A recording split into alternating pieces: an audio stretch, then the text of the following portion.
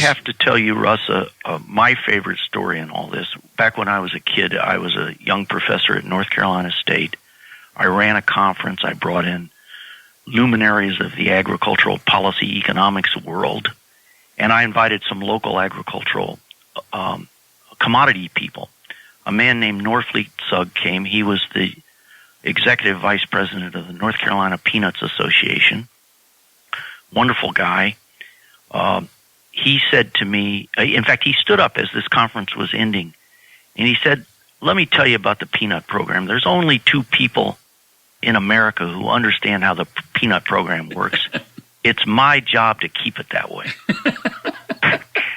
And I took that statement, 1, to be true, and 2, the fact that he was willing to say it out loud to us was a reflection of how irrelevant he thought we were. Now, I don't think he was quite right that we were that irrelevant, but close.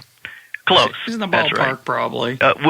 He would not have said that in testifying in front of the Congress. No, he wouldn't have. For example, the hearing that you heard. And in the this was, what year was this roughly? This was in the 1980s. So there's no video, there's no YouTube of this that went viral that humiliated him and forced him out of his job. Now, let me tell you, I mentioned this story to an NPR reporter, a very enterprising young woman, who then Googled him, found him. I had told her, look, this happened a long time ago. I told her this story maybe 4 or 5 years ago.